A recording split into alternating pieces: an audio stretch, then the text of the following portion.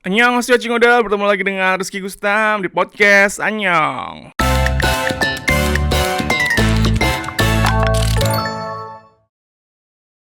Ya, di episode kali ini agak sedikit spesial ya. Nggak sedikit sih, ini banyak yang sampai habis kok, tenang aja. Dan kebetulan episode kali ini saya rekam pakai video ya, saya tag pakai video gitu. Biasanya kan cuman audio gitu, karena ini spesial untuk Podcast Han 2024. Jadi podcast Anyong ikut serta dalam Podcast Han 2024. Ya, semoga lolos ya. Terima kasih juri. Biasanya saya selalu ngebahas tentang industri per-K-popan gitu, ngebahas apa yang lagi hype, ngebahas apa yang sedang terjadi sekarang gitu di dunia K-pop itu di tiap episode sebelumnya gitu. Nah kebetulan, tapi sebenarnya sih podcast Anyong saya ini juga baru gitu, baru rilis Agustus kemarin. Sekarang baru jalan episode 5 ya, untuk ini episode 5, 4 episode sudah gitu. Tapi yang ngebahas tentang K-pop, biasanya gitu. Dan berita-beritanya juga tentang K-pop gitu. Dan untuk episode kali ini saya kasih judul Fakta-fakta K-pop. Seperti ini ya, kayak serem banget gitu kayaknya. Padahal ya kayaknya sih agak sensitif nih. Saya takutnya episode sebelumnya itu kan agak-agak ngebahas tentang ya isu-isu lah, takutnya ntar nggak sesuai dengan syarat-syarat podcast Han. Jadi saya spesial kali ini ngebahas tentang fakta-fakta K-pop aja gitu. Fakta-fakta K-pop ini juga sudah saya ambil dari beberapa internet, tentunya udah saya sortir lah ya. Ada beberapa dari kompas.com sama Prambors FM gitu. Mereka ngasih artikel gitu tentang fakta-fakta K-pop dan lumayan banyak saya temuin gitu.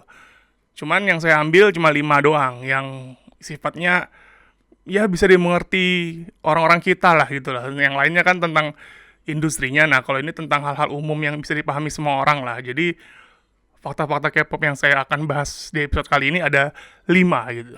Jadi ada 5 fakta-fakta K-pop yang akan saya bahas di episode kali ini. Oke, langsung aja saya bacakan yang pertama. Ya, oke. Ini dia fakta-fakta K-pop. Yang pertama, pasti semuanya tahu G-Dragon kan? Siapa sih yang nggak tahu G-Dragon? Kayaknya G-Dragon tuh mengglobal banget deh. Mungkin orang-orang yang non K-pop juga pasti tahu gitu G-Dragon dari grup Big Bang gitu kan, yang fenomenal banget tuh.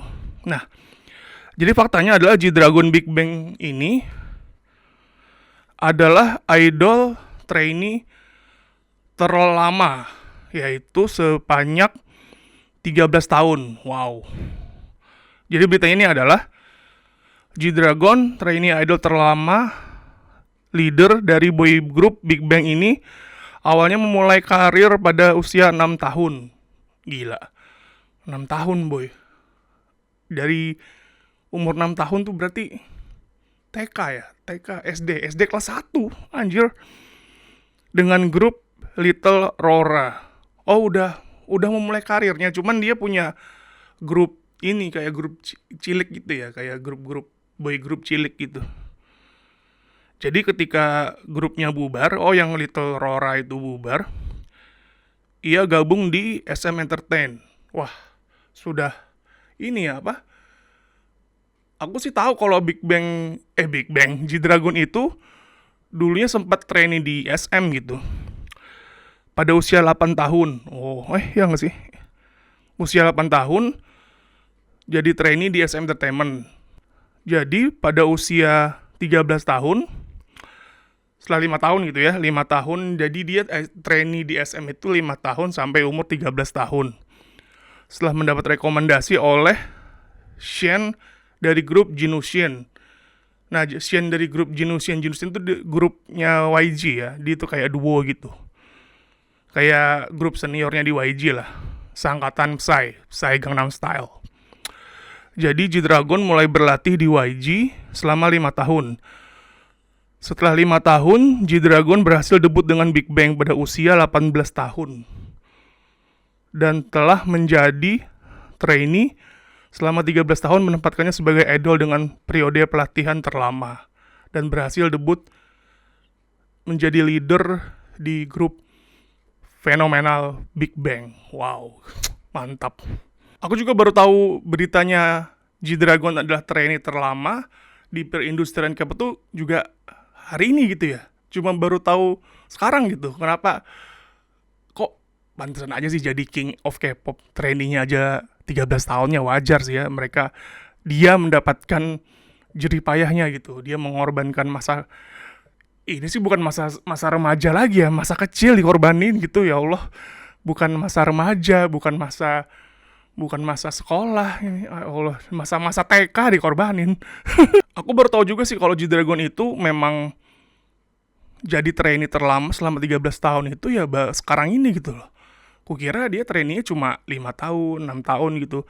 Cuman kalau G-Dragon sempat di SM itu aku tahu, cuman nggak sekelibet rinci berapa tahun gitu ya. Kayak entah 2 tahun atau setahun gitu ya. Tapi dia trainee di SM gila juga ya. Kok mau gitu ya. Padahal kan SM tahu sendiri kan ya, ketat banget. Kayak GD mah, kualitas GD memang cocok di YG sih. Dia nggak cocok di SM memang. SM kan kayak beda lah seleranya. YG ini memang stylenya kayak GD gitu. Bayangin gitu, 13 tahun, gila. Ada sih yang 10 tahun gitu. Beberapa idol ada yang 10 tahun, ada yang 8 tahun, ya ada lah. Cuman 13 tahun dari umur 6 tahun berarti debutnya 19 tahun ya, berarti ya umur 19 gitu ya. 6 13. Iya bener. Di Big Bang dia umur 18 19. Jadi memang 13 tahun lama banget. Cuman terbukti sampai sekarang, sampai detik ini G-Dragon gila. Prestasinya, bisnisnya, jadi pengusaha juga, jadi dosen. Iya sih, jadi dosen gak sih kemarin? Dia kan baru lulus S3 atau S2 gitu ya? S3 kayaknya. Kayak ngajar-ngajar mahasiswa gitu. Wah, gila. Mungkin mereka yang belum tahu trainee itu apa. Trainee itu ya pelatihan. Kayak sebelum debut, latihan dulu di agensinya gitu. Mungkin kalau ada yang tahu, kalau di kita di Indonesia, kayak Semes, setahu aku Semes itu sebelum jadi Semes, kayak Bisma, Rangga, Morgan, itu sempat cerita dia trainee 6 bulan doang. Cuman ya ketat juga sih ya, 6 bulan doang trainee-nya, baru debut di Smash. 6 bulan loh. G-Dragon 13 tahun. Bayangin. Di dua agensi berbeda lagi ya. Gila tuh. Jadi kalian ya apa? Kalau ngebandingin Smash sama Big Bang, ya tahu sendiri lah ya. Gimana ya? Ya buktinya sekarang jadi grup legend gitu, Big Bang, grup fenomenal. Siapa yang nggak tahu Big Bang? Bahkan orang-orang yang nggak tahu K-pop tahu Big Bang gitu. Jadi ya sesuai lah dengan apa yang dikorbaninnya selama ini G-Dragon. Mantap. Oke, kita lanjut ke fakta kedua. Grup Girls' Day, kalau ada yang tahu Girls' Day itu grup lama sih ya. Debut di 2012, 2000 atau 2013 gitu. Jadi Girls' Day itu grup K-pop yang debut di 2012, 2013, sekitar tahun itu kalau nggak salah. Ada member yang namanya Yura. Nah, jadi Yura ini mengasuransikan kakinya sebesar 500 juta won, kalau dirupiahin 6 miliar. Aku tahu memang di dunia entertain itu kayak penyanyi-penyanyi Adele, Michael Jackson, Celine Dion, dia mengasuransikan pita suaranya biasanya. Ini aku baru tahu juga nih berita fakta yang begini nih. Jadi dia mengasuransikan pahanya. Paha Yura Girls' Day. Jadi ya aku tahu grup Girls' Day sih, memang ya Yura ini memang di antara berempat itu Yura ini yang paling, ya bisa dibilang paling bagus lah bodinya. Yang lain juga bagus sih, cuman Yura ini menunjang lebih ke konsep seksinya tuh dapet. Nah, jadi entah kenapa, ini aku baca dulu beritanya ya. Kaki Yura Girls' Day dilindungi asuransi. Salah satu member Girls' Day ini memiliki asuransi yang melindungi kakinya pada episode 2015 KBS Escape Crisis Number 1. Oh, jadi dia nge-reveal ini berita tentang asuransi pahanya itu. Di episode KBS 2 Escape Crisis Number di tahun 2015. Ya udah agak lama sih. Yura mengungkapkan bahwa dia telah mengasuransikan kakinya dengan harga 500 juta setara dengan 6 miliar rupiah. Hal ini dilakukan atas perintah CEO yang berpikir bahwa itu merupakan ide yang bagus. Jadi ini ide dari CEO agensinya Girls Day gitu. Jadi dia nyuruh Yura itu untuk mengasuransikan kakinya. Aku nggak tahu ya kakinya tuh berarti dari sini sampai kaki itu kan cuma ini ya. Kaki atau paha sih? Di sini sih tulisannya paha gitu.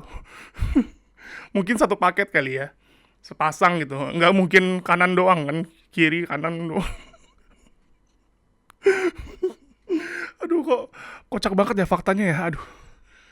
Terus maksudnya kalau diasuransikan dan asuransinya harganya 6 miliar loh. Bayangin.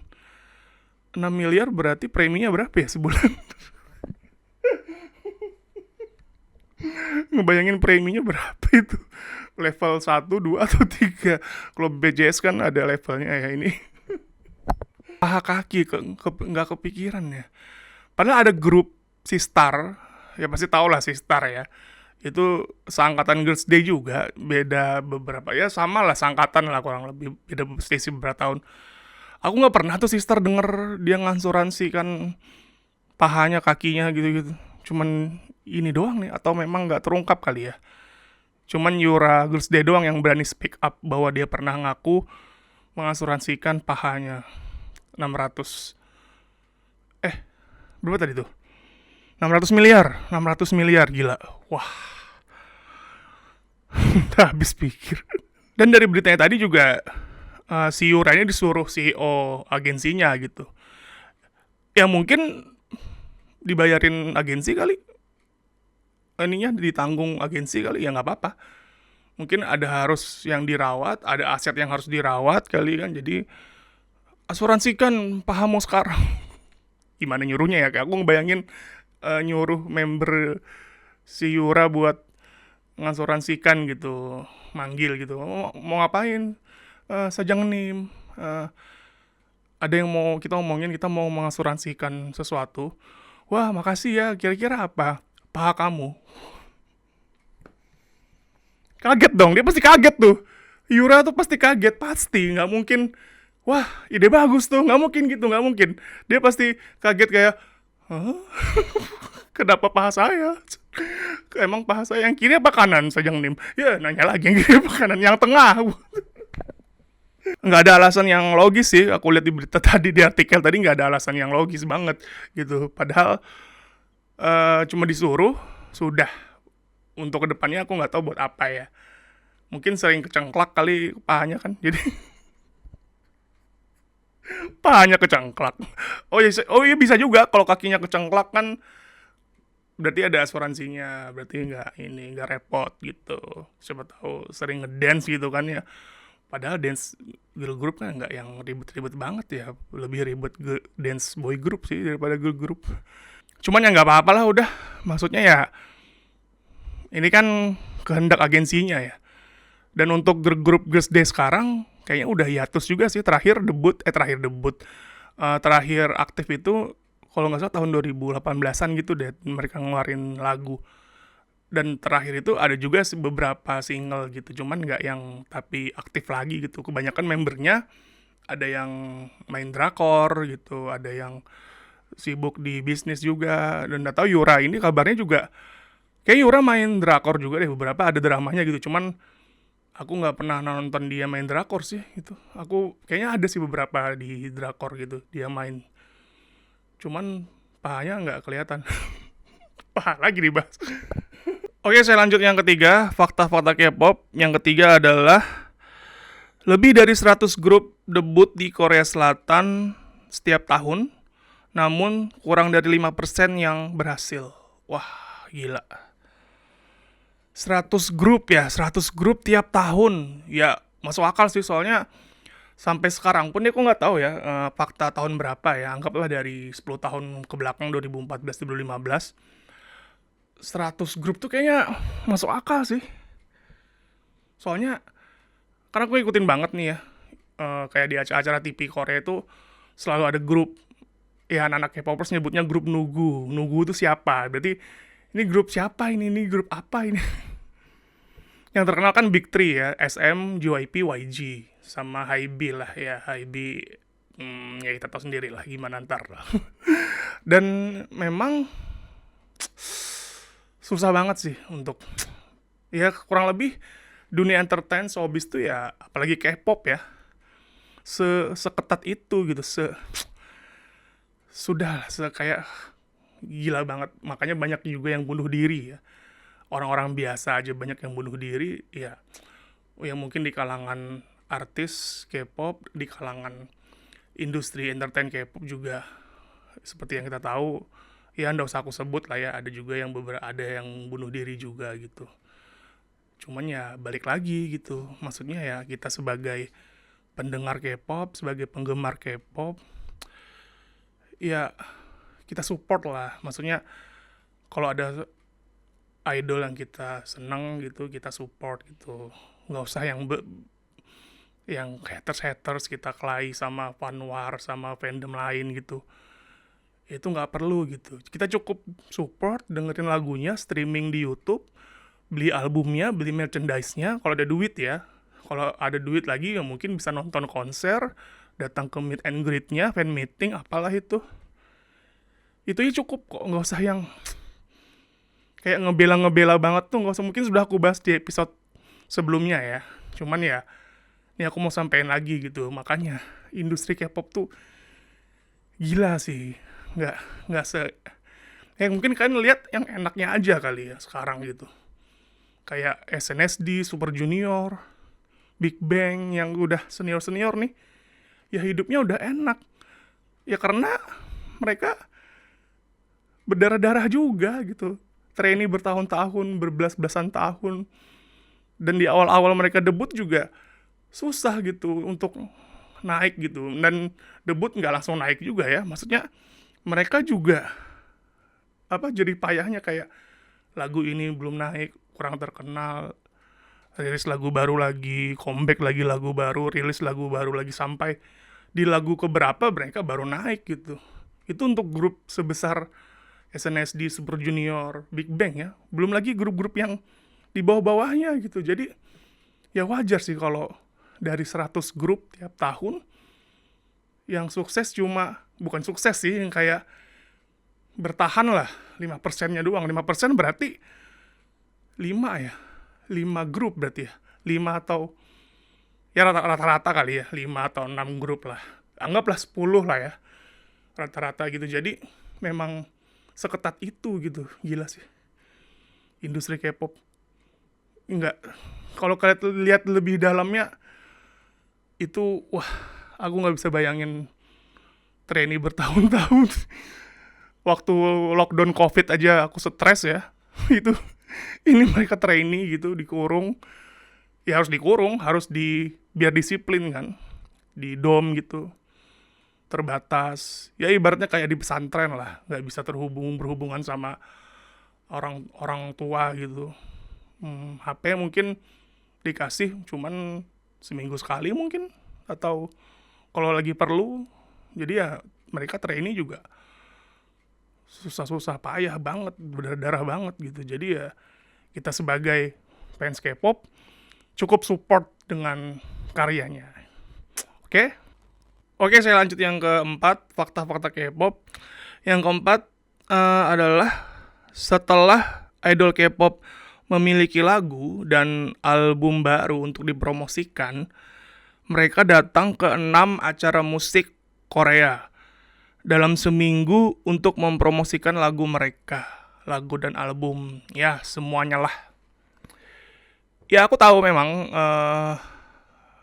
idol group debut ataupun comeback, mereka pasti punya lagu baru dan album baru, entah itu single atau digital single, mini album, full album atau apalah itu. Ada 6 acara musik di Korea Selatan, yaitu M Countdown, Music Bank, Music Core, MBC Music, Music Champion, SBS Inkigayo, SBS The Show, MTV. Iya ya, udah ya, 6 tadi aku sebut ya. Banyak banget kayaknya. Ya memang sebanyak itu. Dan setahu aku ya, nih kayaknya aku kayak samar-samar aja nih, kayak pernah denger gitu. Sekali promo di salah satu acara musik TV Korea, itu mereka bayar dengan uang sejumlah, kalau dirupiahin itu 500 juta. Wah, gila. Buh. Nih kalau aku jadi agensi Korea ya, atau jadi CEO-nya gitu, pusing gitu. Kayaknya banyak hutang deh aku. Soalnya gila sih. Modalnya untuk promosiin lagu baru, comeback gitu, lagu baru, lagu single, nampil di acara musik, nampil aja nih satu lagu doang, nampil kayak, ya kalau di Indonesia kayak di Dahsyat, Inbox gitu-gitu lah ya. Nah kalau di Korea bayarnya 500 juta buat promosiin sekali nampil di salah satu acara musik di Korea. Entah itu di Music Bank, di M Countdown, atau di SBS The Show, SBS Inkigayo. Pokoknya ya segitu harga promosinya. Waduh. Ya kalau agensinya gede gitu kayak SM, JYP, YG, ada kali modalnya ya. Cuman kalau agensi-agensi UMKM, agensi yang baru baru membangun gitu kan, baru berdiri, ya mereka pasti banyak gitu ngeluarin modal buat idolnya gitu, buat artisnya gitu kan, buat talentnya lah ya gitu ya. Makanya kalau sampai gagal, sampai nggak terkenal, ya habis. Ya itu tadi, yang 100 grup tadi, dalam setahun yang sukses cuma 5 grup, 5, ya 4 atau 3 grup yang terkenal kali ya, begitulah. Jadi ya hargailah mereka, bahwa harga promosinya 500 juta. Saya mah mending KPR rumah. Kebeli kali rumah itu ya, satu. 500 juta itu tahun berapa aku nggak tahu. Nah sekarang nggak tahu berapa udah. Nggak tahu berapa itu sekarang, mungkin lebih dari itu kali ya. Bayangin kalau ada 6 acara musik, berarti 5 kali 500 juta kali 6, 3 miliar. Seminggu loh itu. Makanya sekarang comeback artis itu cuman 2 minggu, cuman seminggu doang ada. Karena ya harga promosinya itu loh.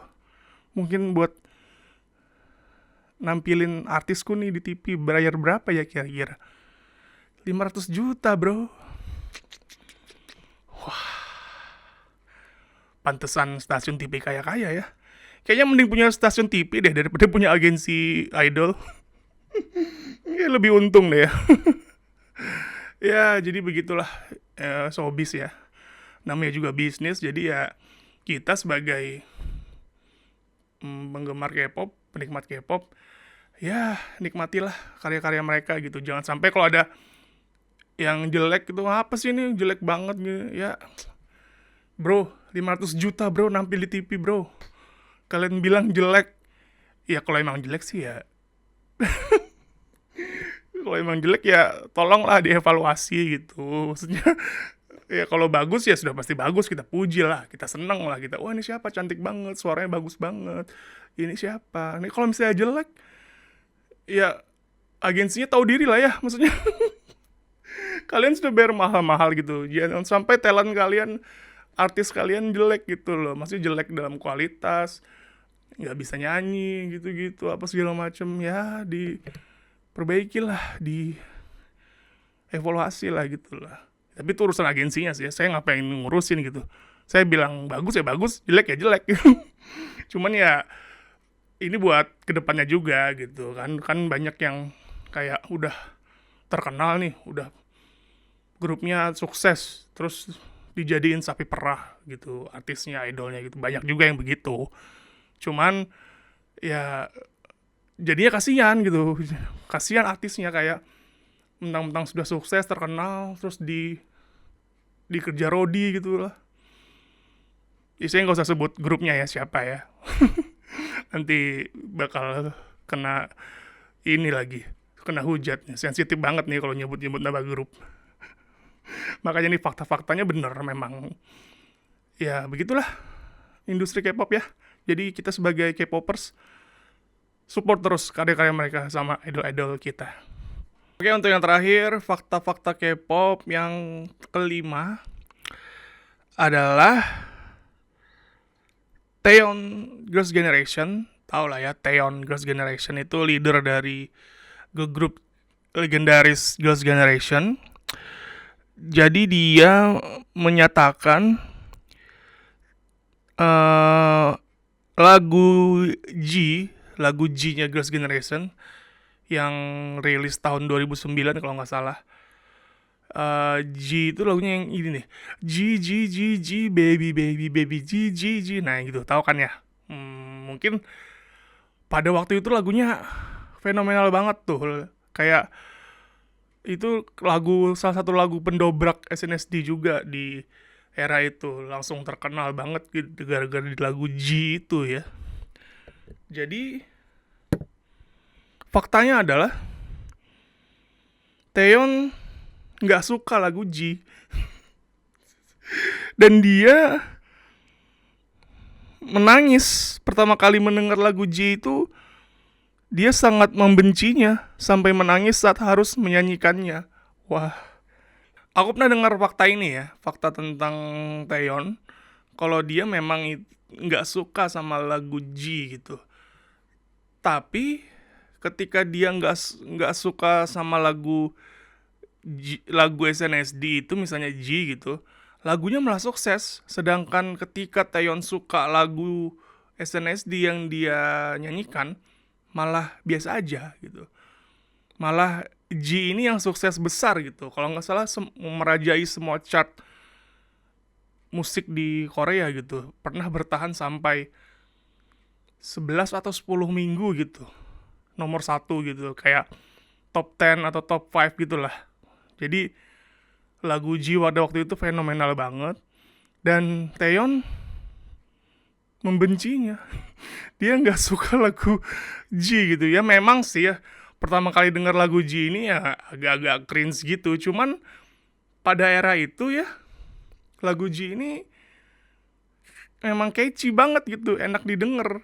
Kalau zaman sekarang mungkin sudah jadi challenge TikTok kali ya. Soalnya lagunya TikTokable juga gitu kan, lagunya yang kayak G dengan jeans warna-warninya itu ya di video klipnya SNSD yang G. Ya bagiku sih lucu aja gitu. Lagu SNSD itu ya K-pop itu ya kayak G ini gitu. Kayak ya harusnya ya lagu-lagu K-pop itu seperti lagu-lagu SNSD dulu, zaman dulu gitu. Cuman Taeyeon sampai nangis tadi kulihat pernyataannya, sampai nangis, sampai nggak suka banget itu sampai segitunya ya. Aku nggak tahu banget sampai segitunya tuh gimana dia nggak suka gitu ya. Sampai nangis berarti pada saat nyanyi rekaman tuh gimana perasaannya dia ya. Berarti dia kayak apa, cuma mendem dalam hati gitu. Ya Allah, kenapa lagunya seperti ini gitu. Ya walaupun Taeyeon gak suka lagu G ya, tapi disitulah letak profesionalitas dia gitu sebagai idol K-pop yang profesional, yang bertanggung jawab, dan apalagi dia leader ya di Girls' Generation ya. Jadi itu salah satu ya cobaan terberat bagi dia. Tapi terbukti sekarang Taeyeon di solo debutnya, sekarang dia kan solo karir ya. Lagu-lagu Taeyeon bagus semua.